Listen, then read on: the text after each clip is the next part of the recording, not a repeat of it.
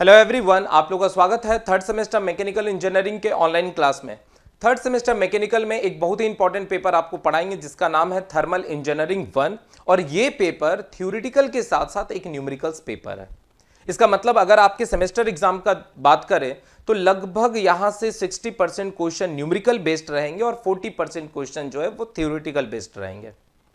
ये paper mechanical third semester student को तो पढ़ना ही है, साथ ही साथ अगर कोई थर्ड सेमेस्टर के ऑटोमोबाइल के स्टूडेंट होंगे तो उनको भी ये पेपर पढ़ना है।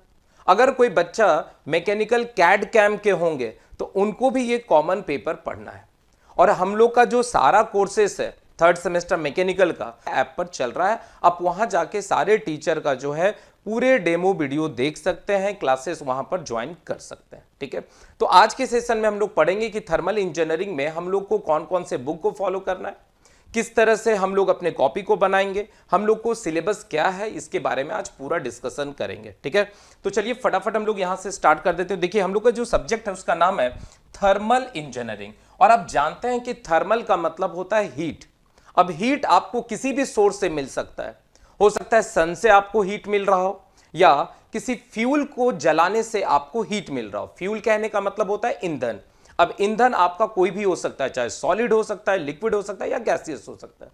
अगर सॉलिड फ्यूल का हम लोग बात करें तो हम लोग कोयला का एग्जांपल देख सकते हैं, लकड़ी का एग्जांपल देख सकते हैं, चारकोल का एग्जांपल देख सकते हैं। तो उससे जो हीट बन रहा है, उससे जो हीट प्रोड्यूस हो रहा है, उसको हम किस तरह कन्वर्ट करके मैकेनिकल एनर्जी में, वर्क डन में कन्वर्ट करवा सकते हैं। अगर आप लिक्विड फ्यूल का एग्जांपल लेंगे तो उसमें पेट्रोल आ जाएगा, डीजल आ जाएगा।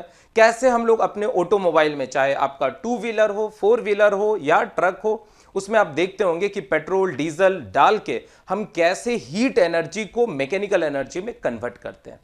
तो पूरे थर्मल इंजीनियरिंग में हमको यही पढ़ना है। थर्मल का मतलब हीट, मतलब हीट एनर्जी को किस तरह से हम मैकेनिकल एनर्जी में कन्वर्ट करते हैं, इसका पूरा डिटेल पढ़ाई हम लोग इस सब्जेक्ट के अंदर करेंगे। ठीक है, तो आई होप आपको थर्मल इंजीनियरिंग में क्या पढ़ना है ये क्लियर हो चुका होगा। तो यहां पर सिंपल आप कह सकते हैं कि thermal engineering deals with the conversion of, conversion का मतलब कन्वर्ट करना, heat energy into the mechanical energy. और मैकेनिकल एनर्जी का सीधा मतलब होता है वर्क डन।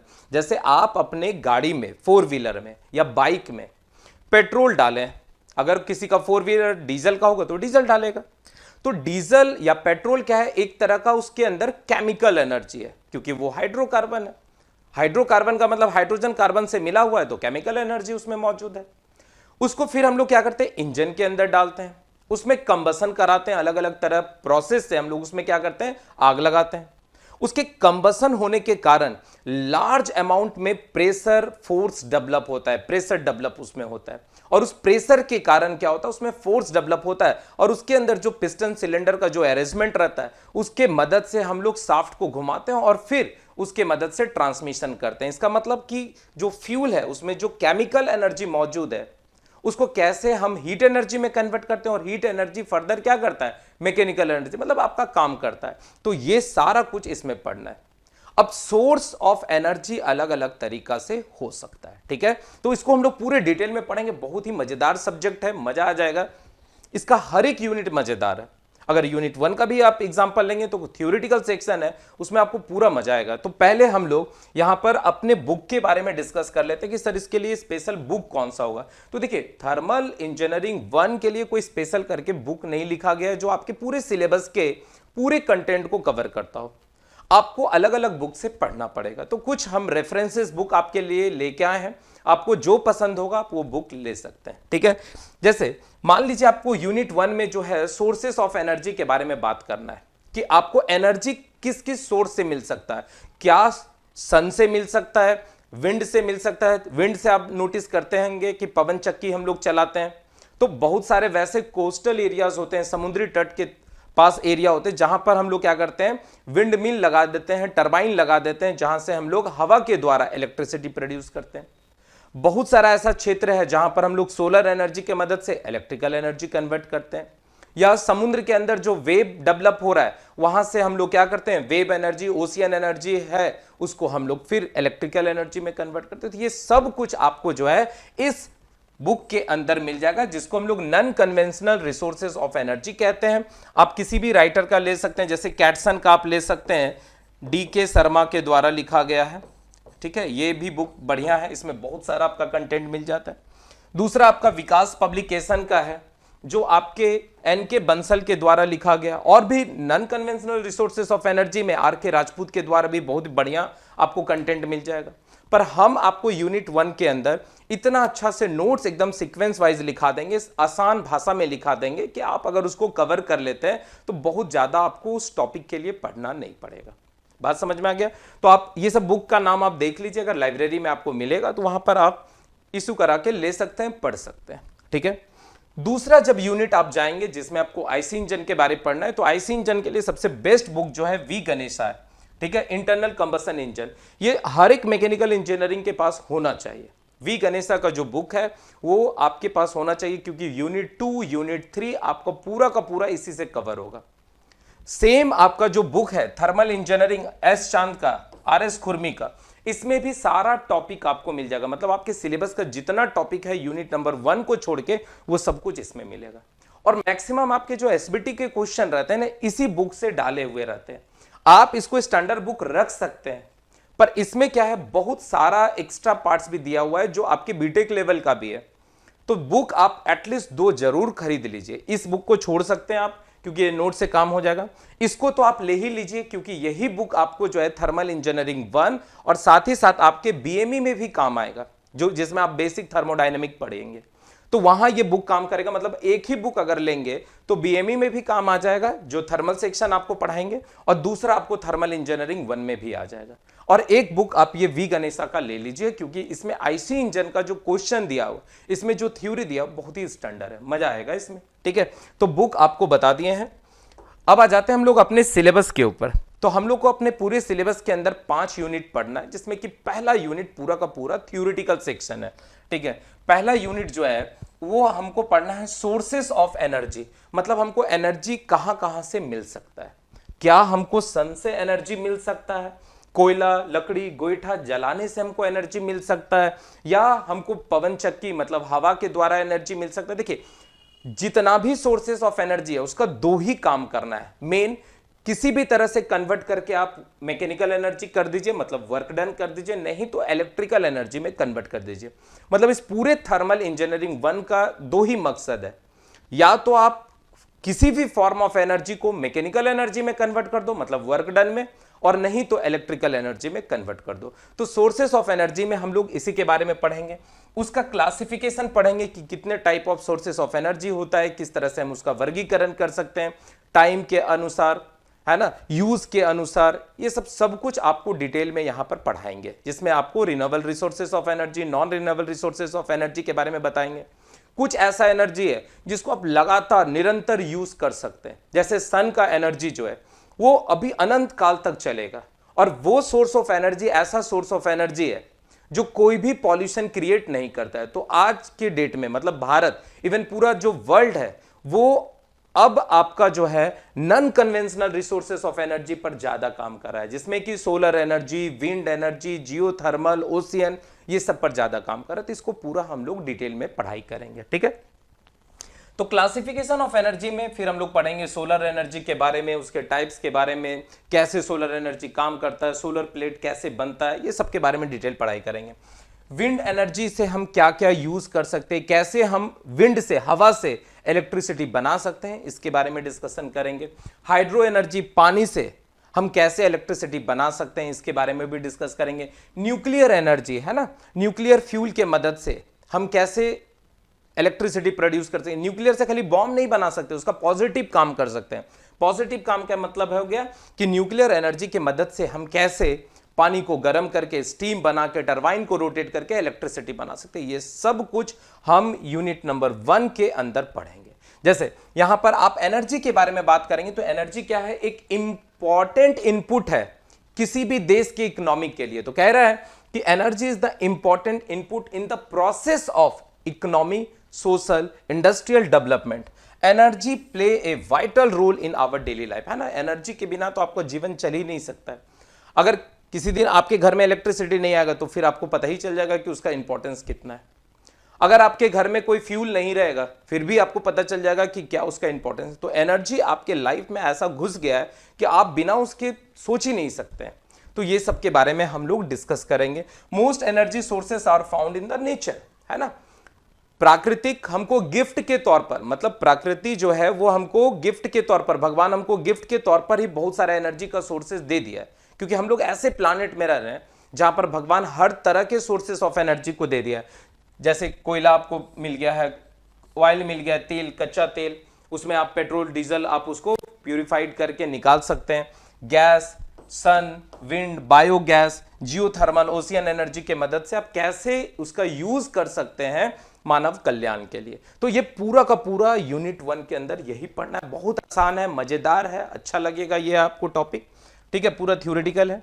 मेन जो खतरनाक टॉपिक स्टार्ट होगा ना, वो यूनिट 2 से होगा, और यूनिट 2 से ही आपको पूरा का पूरा न्यूमेरिकल सेक्शन आना स्टार्ट हो जाएगा, जिसमें आप यहां यूनिट 2 के अंदर क्या पढ़ेंगे, इंटरनल कंबशन इंजन के बारे में पढ़ेंगे, जिसको हम लोग सिंपल भाषा में क्या कह रहे हैं, हीट इंजन के बारे में पढ़ाई करिएगा। हीट इंजन के बारे में पढ़ाई कीजिएगा। जैसे अभी तुरंत ही पढ़ लीजिए पहले, हीट इंजन क्या है। तो हीट इंजन एक ऐसा डिवाइस है जो क्या करता है, फ्यूल में मौजूद केमिकल एनर्जी, हम बता रहे हैं चाहे कोयला हो या आपका पेट्रोल हो, डीजल हो, सब में क्या है, हाइड्रोकार्बन है, और वो हाइड्रोकार्बन क्या हो गया, केमिकल एनर्जी।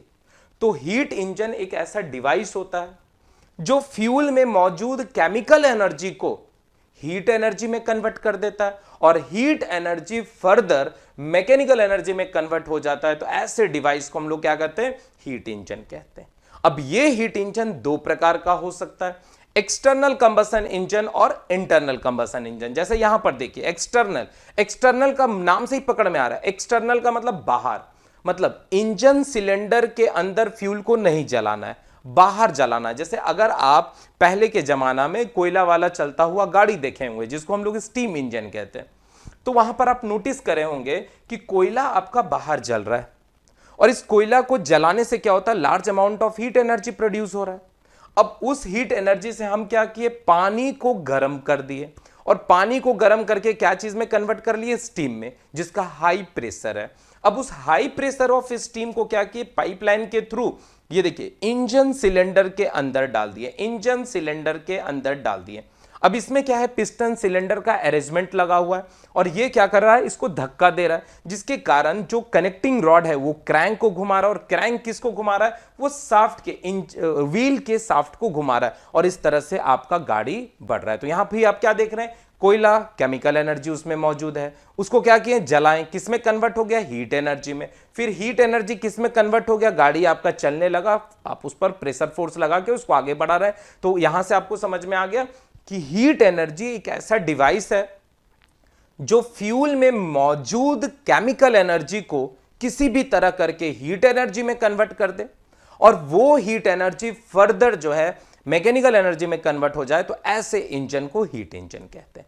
तो हम लोग यहां पर इसी हीट इंजन के बारे में बात करेंगे, जिसमें हम लोग एक्सटर्नल कंबशन इंजन के बारे में भी बात करेंगे और इंटरनल, पर हम लोग को अपने पूरे सिलेबस में ज्यादातर जो पढ़ाई करना है वो इंटरनल कंबशन इंजन कहेंगे। जैसे आज के डेट में आप देखते होंगे कि जितना भी 4 व्हीलर होता है, वो सारे 4 व्हीलर में यही वाला जो पार्ट होता है, ये इसका इंजन होता है, यही वाला पार्ट इंजन होता है। क्योंकि यहां पर आप देख रहे होंगे कि सारा का सारा जो फ्यूल है वो एक छोटे से सिस्टम के अंदर जल रहा है। यहां पर आप देख रहे होंगे कि एक छोटा सा चैम्बर है, इसी के अंदर देखिए फ्यूल आ रहा है, फ्यूल को दबा रहे हैं और फिर उसमें आग लगा रहे हैं, और उसमें इतना हीट प्रोड्यूस हो रहा है, उसमें इतना प्रेशर प्रोड्यूस हो रहा है कि वो पिस्टन को धक्का दे रहा है, और उस पिस्टन के धक्का देने के कारण क्या होता है, उसका क्रैंकशाफ्ट को घूमता है और फिर आपका गाड़ी बढ़ता है। यहां पर देखिए एक इनलेट वाल्व, एक आउटलेट वाल्व है, मतलब फ्यूल आया, उसको दबाएं, आग लगाएं, और धुआं को हम लोग बाहर भेज दिए, और इससे जो एनर्जी डेवलप हुआ, ये देखिए क्रैंकशाफ्ट को यहां पर घुमा रहा है, आप देख पा रहे होंगे यहां पर क्रैंकशाफ्ट को घुमा रहा है, और इस तरह से गाड़ी आपको बढ़ रहा है। अच्छा, जो धुआं होता है उसको भी हम ऐसे एटमॉस्फेयर में नहीं भेजते हैं, क्योंकि आपको पता है आग लगाने के लिए हवा का जरूरत पड़ता है ना, ऐसे थोड़े आग लग जाता है ना, उसके लिए हवा का जरूरत पड़ता है। तो हम लोग क्या करते हैं, जो गाड़ी से धुआं बाहर जाने वाला रहता है, जो गाड़ी से धुआं बाहर जाने वाला रहता है, उसका भी हम लोग यूज कर लेते हैं, और उसके मदद से, चूंकि हमको तो एयर चाहिए, तो एयर को हम लोग को खींचना है एटमॉस्फेयर से, तो उसको खींचने के लिए एक मशीन उसमें लगा देते, एक डिवाइस उसमें लगा देते, जिसको कहते हैं टर्बो चार्जर। वो क्या करता है, जो इंजन के द्वारा फ्यूल एग्जॉस्ट किया जा रहा है वो उसको रोटेट करता है, और वो फिर वहां से एयर को खींच के एयर और फ्यूल का मिक्सचर बना के जो है इंजन को देता है, अगर पेट्रोल इंजन का गाड़ी है। और डीजल का गाड़ी रहेगा तो एयर को ही डालते हैं और बाद में जो है डीजल को उसमें इंजेक्ट किया जाता है। एकदम समझ में आ रहा है? तो इंटरनल कंबशन इंजन के बारे में बात करेंगे। बस यही दिमाग में बैठा लेना बच्चा कि एक छोटे से चैम्बर के अंदर, मतलब एक सिलेंडर के अंदर अगर फ्यूल जलेगा तो ऐसे को इंटरनल कहेंगे, और अगर फ्यूल बाहर जल रहा है, उससे स्टीम बन रहा है और इस स्टीम को हम अंदर डाल रहे हैं, देखिए फ्यूल को नहीं जला रहे हैं, फ्यूल बाहर ही जल रहा है, तो अगर फ्यूल इंजन के बाहर, मतलब इंजन सिलेंडर के बाहर जलेगा तो एक्सटर्नल कंबशन इंजन, और अगर फ्यूल इंजन के अंदर, ये देखिए इंजन के अंदर, सिलेंडर के अंदर जलेगा तो ऐसे को इंटरनल कंबशन इंजन कहेंगे। क्लियर एकदम हो गया? पूरा डिटेल में पढ़ाएंगे, एकदम आग लगा देंगे, ठीक है? कोई दिक्कत, कोई परेशानी नहीं। तो इसमें इंटरनल कंबशन इंजन के बारे में पढ़ेंगे, एक्सटर्नल कंबशन इंजन के बारे में पढ़ेंगे, कौन सा जो इंजन है वह किस किस साइकिल पर काम करता है ना? कोई इंजन है आपका ऑटो साइकिल पर काम करना है, क्योंकि पेट्रोल इंजन का जो साइंटिस्ट खोज किए थे उनके साइकिल पर जो काम कर रहा है वो ऑटो साइकिल हो गया। डीजल साहब डीजल साइकिल का खोज किए थे, उन पर जो साइकिल काम कर रहा है डीजल साइकिल। तो यहां से आपको जो है न्यूमेरिकल्स पोर्शन पूछेंगे, ऑटो साइकिल, डीजल साइकिल, ये सबसे बहुत ही डिटेल में बताएंगे। पूरा फिगर, पूरा एनिमेशन, हर चीज आपको दिखाते हुए बताएंगे, जिससे कि पूरा कॉन्सेप्ट ही आपको क्लियर हो जाएगा, ठीक है? उसके बाद क्लासिफिकेशन ऑफ आईसी इंजन पढ़ेंगे, इंजन का एक एक पार्ट पुर्जा के बारे में देखेंगे, कैसे 2 स्ट्रोक इंजन गाड़ी काम करता है, कैसे 4 स्ट्रोक इंजन गाड़ी काम करता है। क्योंकि पहले 2 स्ट्रोक इंजन आपका ज्यादा चलता था, फिर उसको मॉडिफिकेशन किए, क्योंकि 2 स्ट्रोक में कुछ कुछ प्रॉब्लम था, कुछ कुछ डिसएडवांटेज था, उसको ठीक कौन किया? 4 स्ट्रोक इंजन। तो 4 स्ट्रोक कैसे काम करता है ये सब के बारे में बताएंगे। ऐसे आप यहां भी तुरंत ही समझ सकते हैं। ये इंजन है। अब इसमें देख रहे होंगे कि पिस्टन जो है ऊपर नीचे करता है, तो अगर पिस्टन अपने बॉटम से टॉप तक, जैसे मान लीजिए ये आपका सिलेंडर है और इस सिलेंडर में आपका जो है इस तरह से पिस्टन लगा है कनेक्टिंग रॉड के साथ और क्रैंक के साथ, और यहां पर एक क्रैंक शाफ्ट होता है।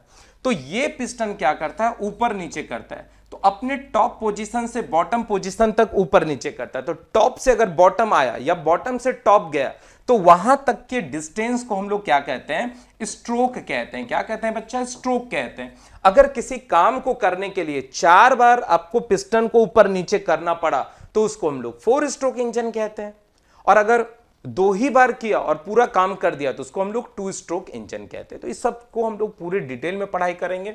फिर इस पर बेस्ड कुछ न्यूमेरिकल्स भी आ सकते हैं, कुछ थ्योरेटिकल सेक्शन भी आ सकते हैं। तो यूनिट 2 तो आई थिंक क्लियर एकदम हो चुका होगा। अब आ जाते हैं यूनिट नंबर 3 में। यूनिट नंबर 3 में हम लोग इंजन सिस्टम के बारे में पढ़ेंगे कि कैसे अगर कोई पेट्रोल इंजन का गाड़ी है तो उसमें फ्यूल जो इंजन के अंदर देते हैं उसका देने का तरीका अलग होता है।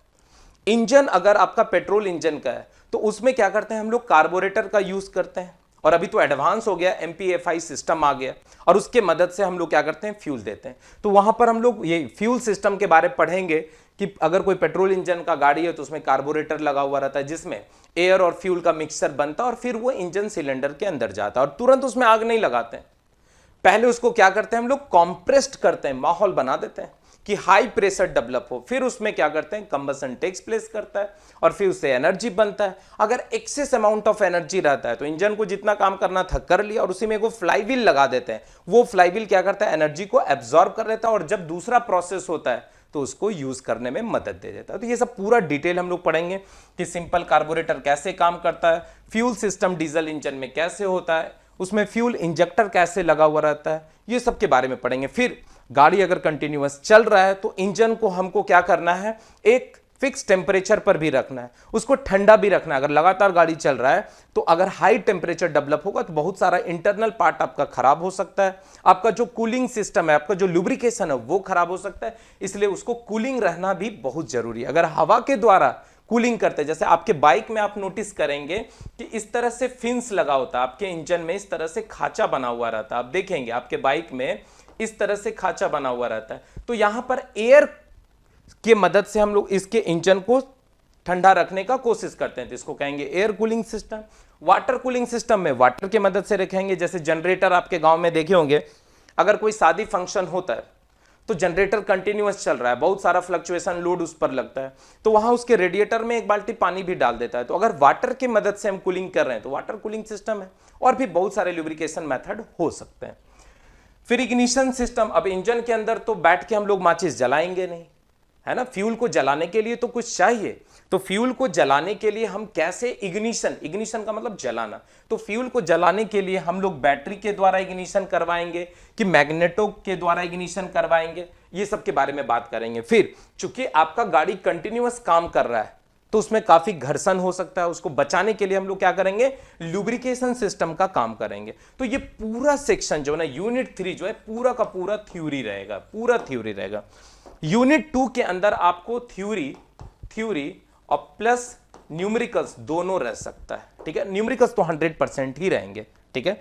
फिर आ जाएंगे unit number 4, that is called performance of IC engine. अब देखिए unit number 2, unit number 3, unit number 4, ये सारा का सारा आपको जो है ये इस पूरे बुक में मिल जाएगा, ये पूरा इस बुक में मिल जाएगा। इवन इस बुक में भी आपको पूरा का पूरा A to Z मिल जाएगा, कोई भी टॉपिक आपको नहीं छूटेगा, ठीक है। तो आप देख लेंगे, क्योंकि ये देखिए आईसी इंजन के लिए स्पेशल बुक यही है सबसे बढ़िया। पर आप अपने सिलेबस के अनुसार देखेंगे तो आपका जो क्वेश्चन का स्टैंडर्ड रहता है, इवन आप अगर अच्छे से पढ़ रहे हैं तो आपको सेमेस्टर का तो क्वेश्चन बनेगा ही बनेगा, ऑब्जेक्टिव बनेगा ही बनेगा, सब्जेक्टिव बने, इवन कंपटीशन का हर एक टाइप का क्वेश्चन बन सकता है। पर इसके जो थ्योरेटिकल है ना कॉन्सेप्ट, ये बहुत अच्छे दिए हैं, तो आप इसको भी ले सकते हैं। इसलिए सब स्टूडेंट से रिक्वेस्ट है कि ये दोनों बुक को परचेस कर लीजिए, ठीक है। किसी का बात मत सुनिए कि क्या बोल रहे हैं नहीं बोल रहे हैं, आप अपने अनुसार देख लीजिए। बहुत हाई फाई बुक ले लिया, पता चला पढ़ ही नहीं पा रहे, तो वो भी आपको देख लेना है, ठीक है। क्योंकि अभी आप एकदम सेकेंड सेमेस्टर से तुरंत थर्ड में आए, तो आप अपने अनुसार बुक देखिए। फिर जैसे जैसे आपका नॉलेज बढ़ेगा, आप दुनिया का सबसे स्टैंडर्ड बुक पढ़िए, कोई दिक्कत का बात नहीं है, ठीक है। नेक्स्ट आ जाएंगे परफॉर्मेंस ऑफ आईसी इंजन। अब परफॉर्मेंस, इंजन बना होना दिए, देखते हो सब कोचिंग वाला खूब अभी क्या करता है, एकदम ये बोलता है कि हम जैसा पढ़ा है वैसा कोई नहीं पढ़ा है, मेरे यहाँ ऐसा हुआ वैसा हुआ, तो सब दावा कर रहा है। उसी तरह दुनिया का हर कंपनी जो है, जो इंजन बनाती है, वो भी दावा करती है कि 1 लीटर भराओगे 100 किलोमीटर चलेगा।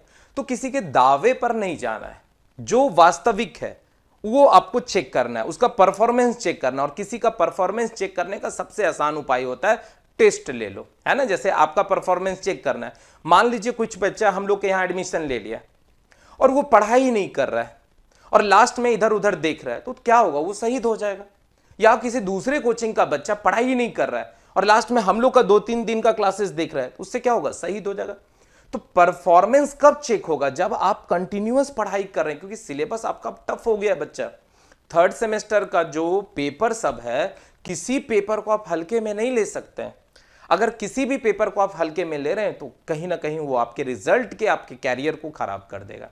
हर पेपर अपने में इंपॉर्टेंट है, ठीक है। और हर टीचर जो आपको यहां पढ़ा रहे हैं बहुत ही एक्सपीरियंस है। बस ये दिमाग में बैठाना है कि जो गलती हम फर्स्ट सेकंड सेमेस्टर में किए हैं वो दोबारा थर्ड में नहीं करना। अच्छे से टीचर का बात मानना है, अच्छे से नोट्स बनाना है, नेगेटिव बात जो आपको कोई बोल रहा है उससे दूर रहना है, सोशल मीडिया से दूर रहना है। ऐसा नहीं कि बैठ के खाली रील्स पर रील्स देख रहे हैं। देखो लाइफ में रील्स आप जॉब के बाद भी देख सकते हैं, 2 साल के बाद भी देख सकते हैं। अगर एक बार आपका कैरियर बन गया ना, तो फिर लाइफ में आपको जो करना है आप कर सकते हैं, कोई रोकने वाला नहीं।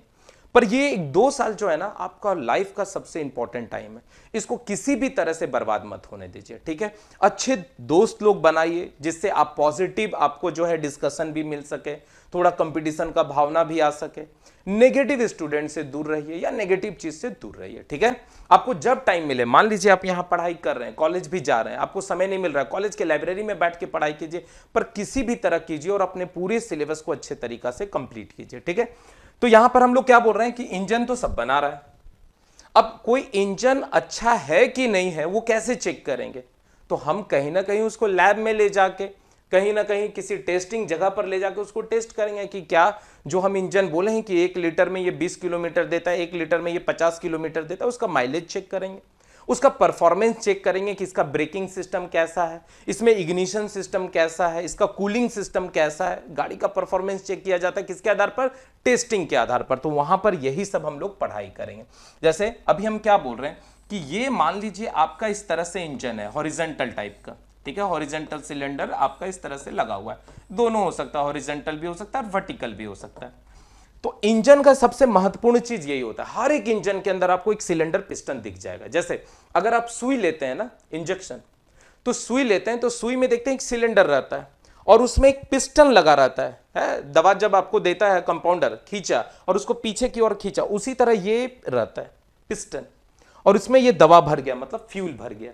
तो जब फ्यूल भर जाता है तो तुरंत नहीं जलाते, उसको और कॉम्प्रेस्ड करते हैं कि उसका हर एक मॉलिक्यूल जलने के लिए तैयार हो जाए। अब जब हर एक मॉलिक्यूल जलने के लिए तैयार हो गया, फिर इसमें क्या करते हैं हम लोग, इग्निशन टेक्स प्लेस कराते हैं। अगर डीजल इंजन का गाड़ी होता है तो कोई हम बाहर से उसको जलाने के लिए चीज नहीं लगाते हैं, उसको इतना कॉम्प्रेस्ड करते हैं कि अपने आप कॉम्प्रेस्ड होते होते उसमें एयर पूरा कॉम्प्रेस्ड हो गया और ऊपर से डीजल उसमें छिड़क देते हैं, आग लग जाता है। अगर पेट्रोल इंजन का गाड़ी रहता है तो एयर और फ्यूल, मतलब एयर और पेट्रोल का दोनों का मिक्सचर उसको दबाते हैं और स्पार्क प्लग उसमें लगा रहता है और उसके मदद से हम उसमें आग लगाते हैं। अब देखिए यहां पर, तो जब फ्यूल जलता है तो फ्यूल के जलने के कारण जो हमको पावर प्रोड्यूस हो रहा है वो आपका पावर कौन से पावर के अंदर आ जाएगा, इंडिकेटेड पावर। काम कहां हो रहा है, तो काम सारा का सारा यहां पर हो रहा है। This is called crank soft. क्या बच्चा, इसको हम लोग कहते हैं क्रैंक साफ्ट, और इसी के साथ पूरा सिस्टम लगा रहता है। तो आपका काम कहां पर हो रहा है, यहां पर हो रहा है। तो जो क्रैंक साफ्ट के पास पावर मिलता है उस पावर को हम लोग क्या कहते हैं, ब्रेक पावर। और कहीं ना कहीं ये चूंकि रेसिप्रोकेट कर रहा है, आगे पीछे कर रहा है, घर्षण हो रहा है, तो घर्षण के कारण, साउंड के कारण या हीट डिसिपिएट हो रहा है, उसके कारण जो लॉसेस हो रहा है that is called frictional power. तो इंजन के अंदर 3 पावर है ना, जैसे आपका एग्जाम हुआ 100 नंबर का, तो 100 नंबर इंडिकेटेड पावर, 80 नंबर आया ब्रेक पावर, क्योंकि काम आप यही किए। लॉसेस कितना हुआ, फ्रिक्शनल पावर। क्लियर एकदम हो गया। तो इसके बारे में हम लोग डिटेल पढ़ाई करेंगे, इसका फॉर्मूला डिराइव करेंगे, इस पर बेस न्यूमेरिकल 100% आएगा। मतलब ये पूरा का पूरा ये न्यूमेरिकल सेक्शन, पूरा का पूरा न्यूमेरिकल सेक्शन, इससे एकदम 100% न्यूमेरिकल्स आएगा, 100% न्यूमेरिकल्स आएगा। पिछले बार भी आया था, इस साल भी आएगा, कंपटीशन के लिए भी बहुत ही इंपॉर्टेंट है। ठीक है, तो यहां पर अब आपको क्लियर हो गया brake power, indicated power, frictional power. फिर यहां पर हम लोग पढ़ेंगे मीन इफेक्टिव प्रेशर क्या होता है, brake and indicated thermal efficiency क्या होता है। फिर हम लोग इफिशिएंसी के बारे में चर्चा करेंगे, thermal efficiency, mechanical efficiency, volumetric efficiency. और इफिशिएंसी आप सिंपल भी जानते हैं कि हम किसी को इनपुट दे रहे हैं तो वो हमको आउटपुट कितना दे रहा है, हीट के रिस्पेक्ट में देखेंगे, पावर के रिस्पेक्ट में देखेंगे, तो वो सब आप यहां पर पढ़ेंगे। फिर परफॉर्मेंस टेस्ट करेंगे, मोड्स टेस्ट करेंगे, मोटरिंग टेस्ट करेंगे, हीट बैलेंस शीट करेंगे। ठीक है, method to determination of brake power कैसे निकालेंगे, इंडिकेटेड पावर कैसे निकालेंगे, फ्रिक्शनल पावर कैसे, और उस पर बेस सिंपल न्यूमेरिकल्स प्रॉब्लम रहेगा। कोई दिक्कत, कोई परेशानी यहां तक तो नहीं है। यूनिट 3, यूनिट 4 एकदम क्लियर है बच्चा। चलिए, और लास्ट यूनिट आ जाते हैं। यूनिट 5 में आपको 2 टॉपिक पढ़ना है, मतलब 2 चैप्टर ही अलग अलग है। एक एयर कंप्रेसर अलग चैप्टर होता है और refrigeration and air conditioning system एक अलग चैप्टर होता है ना, क्योंकि ये पूरे आपके जो सिलेबस है 3rd सेमेस्टर में सबसे बड़ा पेपर आपका यही है, थर्मल इंजीनियरिंग 1। बहुत लंबा आपको सिलेबस है।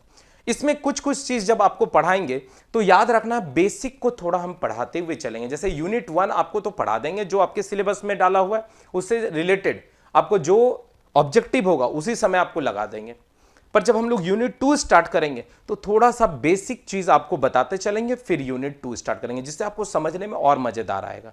और ऑलरेडी आप बेसिक सारा का सारा बीएमई में पढ़ के आएंगे तो आपको यहां पर जरा भी दिक्कत होने वाला नहीं है। ठीक है, अब देखिए, एयर कंप्रेसर नाम से ही पकड़ में आ रहा है, एयर का मतलब हवा हो गया और उसको कंप्रेस करना है। जैसे वातावरण में जो हवा है उस हवा का बहुत ज्यादा यूज नहीं कर सकते हैं, पर अगर उस हवा को कंप्रेस कर लेंगे, जैसे साइकिल है तो साइकिल में आप क्या करते हैं, एटमॉस्फेयर वाला ही हवा डालते हैं, पर डायरेक्ट तो डालते नहीं। उसके लिए क्या करते हैं, पंप यूज करते हैं, है ना। पंप में क्या किए, उसको खींचे, एयर उसके अंदर भरा और फिर उसको दबाएं तो एयर को कंप्रेस्ड किए। जैसे एटमॉस्फेयर का प्रेशर 1 बार है, पर आप उसको कंप्रेस करके हो सकता है 1.5 बार कर दिए होंगे, मतलब एटमॉस्फेयर से ज्यादा कर दिए होंगे, और उस टायर ट्यूब में जो हवा है उससे भी ज्यादा होगा, तभी तो उसके अंदर जाएगा। तो एक ऐसा डिवाइस, एक ऐसा यंत्र जो एटमॉस्फेरिक प्रेशर को, मतलब एयर में जो प्रेशर है, एटमॉस्फेयर में जो एयर है उसका जो प्रेशर है वो कैसा प्रेशर है, लो प्रेशर, उसको किसी भी तरह से हाई प्रेशर में कन्वर्ट कर दे, तो ऐसे डिवाइस को हम लोग क्या कहते हैं, एयर कंप्रेसर। तो air compressor is a device which convert low pressure of air present in the atmosphere into the high pressure. Such device is called air pressure. अब एयर कंप्रेसर जो है वो आपका रेसिप्रोकेटिंग भी हो सकता है, रोटरी भी हो सकता है ना। अगर आपको कम मात्रा में चाहिए, हाई प्रेशर चाहिए, तो रेसिप्रोकेटिंग यूज कीजिएगा, और अगर आपको ज्यादा क्वांटिटी में चाहिए तो वहां रोटरी कंप्रेसर का यूज करेंगे। तो वही से यहां पर हम लोग पढ़ेंगे फंक्शन ऑफ एयर कंप्रेसर, है ना। आप अगर कोई सर्विस स्टेशन जाते होंगे गाड़ी का सर्विसिंग कराने, तो वहां भी देखते होंगे कि जब गाड़ी आता है उसका धूल उल को साफ करने के लिए भी हम लोग एयर का प्रेशर डालते हैं, है ना। हवा भराना है, एयर का प्रेशर। 4 व्हीलर का सर्विसिंग कराने जाते हैं तो वहां भी एयर का प्रेशर। तो एयर कंप्रेसर, एयर प्रेशर का काफी ज्यादा यूज होता है। इवन बहुत सारे आप इंडस्ट्रीज चले जाएंगे, फैक्ट्री चलेंगे, जहां पर आपका पेंटिंग होता है वहां भी एयर कंप्रेसर सब लगा हुआ रहता है, पेंटिंग करने में मदद करता है। तो ये सब के बारे में हम लोग डिटेल पढ़ाई करेंगे। टाइप ऑफ एयर कंप्रेसर, क्या वो सिंगल स्टेज कंप्रेसर है, रेसिप्रोकेटिंग एयर कंप्रेसर है, उसका कंस्ट्रक्शन पढ़ेंगे, उसका वर्किंग पढ़ेंगे, उसका डायग्राम पढ़ेंगे, पीवी डायग्राम पढ़ेंगे, मल्टी स्टेज कंप्रेसर के बारे में पढ़ेंगे। फिर हम लोग पढ़ेंगे advantage of single stage compressor, rotary compressor, ये सब के बारे में, जिसमें हम लोग centrifugal compressor, axial flow compressor के बारे में बात करेंगे। बहुत इंपॉर्टेंट है, यहां से आपको थ्योरी भी आएगा बच्चा, याद रखना है, theory plus numericals, theory plus numericals. लगभग यहां से आपके क्वेश्चन जो है 10 से 12 मार्क्स के आएंगे इस यूनिट 5 में, ये पार्ट ए के अंदर आएंगे। फिर आप रेफ्रिजरेशन एंड एयर कंडीशनिंग में जाएंगे कि अगर रेफ्रिजरेटर होता क्या है, तो एक ऐसा डिवाइस है जो सिस्टम के टेम्परेचर को कम कर देता है एज कंपेयर टू सराउंडिंग। ध्यान से सुनेंगे, जैसे आप अपने फ्रिज का ही एग्जांपल लेंगे, तो आपका फ्रिज अगर बंद है या चालू है, तो फ्रिज अगर आपका है तो उसका अंदर का पूरा पार्ट जो हो गया एक सिस्टम हो गया। अब आप नोटिस करेंगे फ्रिज आपका बंद है तो बाहर का जो टेम्परेचर है वही लगभग आपके फ्रिज का भी टेम्परेचर। फिर स्विच जैसे ऑन किए और 1 घंटा के बाद देखिए कि उसका जो सिस्टम है उसके अंदर का टेम्परेचर कम हो गया। इसका मतलब कहीं ना कहीं एक ऐसा डिवाइस है जो सिस्टम के टेम्परेचर को कम कर दे रहा है एज कंपेयर टू सराउंडिंग। तो ऐसे डिवाइस को हम लोग क्या कर रहे हैं, रेफ्रिजरेटर कह रहे हैं। या अगर हम लोग एयर कंडीशनिंग का बात करें, आपके घर में जो एसी लगा हुआ है वहां भी यही सेम काम है, सिस्टम का टेम्परेचर कम कर देता है एज कंपेयर टू सराउंडिंग। कम कर दिया और साथ ही साथ कम करने के साथ साथ वो क्या कर रहा है, उसको मेंटेन करके भी रख रहा है। खाली कम करना नहीं है, मेंटेन करके भी रख रहा है। तो यही काम हम लोग इसके अंदर पढ़ेंगे, रेफ्रिजरेटर के अंदर पढ़ेंगे। कोफिशिएंट ऑफ परफॉर्मेंस क्या होता है, जैसे इफिशियंसी था इंजन का, उसी तरह यहां पर सीओपी रहेगा। फिर यहां पर एयर रेफ्रिजरेशन सिस्टम कैसे काम करता है, उसका वर्किंग कैसे होता है, एप्लीकेशन होता है। वेपर कंप्रेशन सिस्टम कैसे काम करता है ना। फिर हम लोग समर एयर कंडीशनिंग सिस्टम के, गर्मी में हम लोग एयर कंडीशनिंग सिस्टम कैसे यूज करते हैं, विंटर में हम लोग कैसे यूज करते हैं, ये सब का हम लोग पूरा डिटेल यहां पर पढ़ाई करेंगे, उसका ब्लॉक डायग्राम बना के, उसके पूरे कंस्ट्रक्शन को देख के। क्लियर है। तो यहां से भी लगभग आप मान के चलिए 10 से 12 मार्क्स का क्वेश्चन यहां से भी आएंगे। मतलब यूनिट 5 से सबसे ज्यादा क्वेश्चन आएंगे, यूनिट 5 से सबसे ज्यादा क्वेश्चन आएंगे। ठीक है। फिर आपका यूनिट 4 से जो है ये न्यूमेरिकल्स आएगा, तो यहां से भी मान के चलिए 10 से 12 मार्क्स का क्वेश्चन एकदम गारंटी है यहां से आएगा। Theoretical plus numericals plus objective. यहां से भी अगर आप जाएंगे फ्यूल सिस्टम, इससे सबसे कम पूछता है, लगभग 8 मार्क्स का क्वेश्चन यहां से पूछेगा। ठीक है, लगभग 8 मार्क्स का क्वेश्चन पूछेगा। यूनिट 2 से अगर चलेंगे तो यहां से 12 से 14 मार्क्स का क्वेश्चन यहां से आ जाता है। ठीक है। और अगर यूनिट 5 में आएंगे, यूनिट 1 में आएंगे, तो यहां से भी लगभग 8 मार्क्स का ही क्वेश्चन आएगा। ठीक है, 8 से 10 मार्क्स का ही क्वेश्चन आएगा, 8 से 10 मार्क्स का ही क्वेश्चन आएगा। तो आई होप आपको पूरा थर्मल इंजीनियरिंग का एक छोटा सा ब्रीफ नॉलेज आपको मिल गया होगा कि इस पूरे सब्जेक्ट के अंदर हमको क्या पढ़ना है। अब इसमें करेंगे क्या, तो आपको पहले ही बता दिया हूं कि एटलीस्ट 2 बुक तो आप ले ही लीजिए। कितना भी अच्छा टीचर पढ़ाता हो, पर बुक आपके पास रहना जरूरी है ना। क्योंकि वहां से आप क्वेश्चन, न्यूमेरिकल पेपर है ना, मान लीजिए हम 10-15 न्यूमेरिकल्स हम कराएंगे हर टॉपिक, हर यूनिट का, हर टॉपिक के अंदर का, पर आपको ज्यादा से ज्यादा प्रैक्टिस करना है तो बुक आपके पास रहना ही रहना है बच्चा। और ये बुक आपको दोनों तरफ से मदद कर रहा है, एक तो बीएमई में भी मदद करेगा, है ना, बीएमई में भी जो थर्मल पोर्शन है उसमें भी मदद करेगा, और थर्मल 1 में भी करेगा। इवन जब आप थर्मल 2 पढ़ेंगे नेक्स्ट सेमेस्टर में, तो वहां भी ये बुक मदद करेगा, है ना।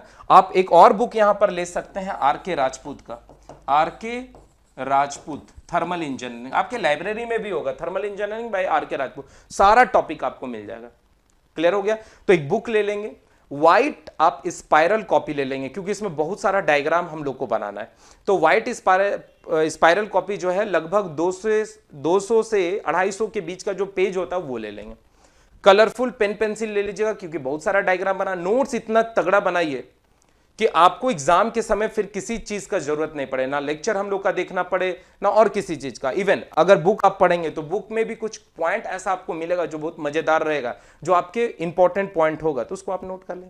और एक बात मेरा लास्टली आप लोग मान लेंगे, क्योंकि थर्ड सेमेस्टर से ही आपका पूरा का पूरा ब्रांच पेपर स्टार्ट हो रहा है जो आपके कंपटीशन के लिए भी इंपॉर्टेंट है, तो बच्चा थोड़ा कंजूसी उंजूसी को छोड़ दीजिएगा और यहीं से एक कंपटीशन का बुक भी खरीद लीजिएगा, है ना। कंपटीशन को कोई भी आप बुक खरीद लेंगे। अभी सबसे अच्छा आपके पास जो है यूथ पब्लिकेशन का वॉल्यूम 1 और वॉल्यूम 2 आता है, जिसमें इंडिया का जितना भी कंपटीशन एग्जाम का क्वेश्चन है सब उसके अंदर डाला रहता है विथ एक्सप्लेनेशन के साथ, तो वो भी बहुत ही तगड़ा बुक है यूथ पब्लिकेशन का। ठीक है, यूथ पब्लिकेशन का एक बुक ले लेंगे आप, यूथ पब्लिकेशन का एक बुक ले लेंगे, वॉल्यूम 1 एंड 2 ये दोनों बुक आप ले लेंगे। थोड़ा सा कॉस्टली है पर बहुत ही अच्छा बुक है, ये एक ले लेंगे। अगर और आसान वाला बुक अगर स्टार्टिंग चाहिए तो आप एक आर.एस. खुरमी का बुक ले सकते हैं, ऑब्जेक्टिव इन मैकेनिकल इंजीनियरिंग आर.एस. खुरमी, लगभग 6,500 ऑब्जेक्टिव क्वेश्चन है और आपको पढ़ाएंगे, आप ऑब्जेक्टिव बनाना स्टार्ट कर दो, देखो खुद ब खुद आपसे बनते रहेगा। ठीक है, तो चलिए अब हम लोग नेक्स्ट क्लास में जो है अपने यूनिट के साथ मिलेंगे। तब तक आप लोग क्या करेंगे, मन लगा के पढ़ते रहिए और पूरा मजा लेके पढ़ाई कीजिए सारे सब्जेक्ट को, है ना। चलिए, थैंक यू।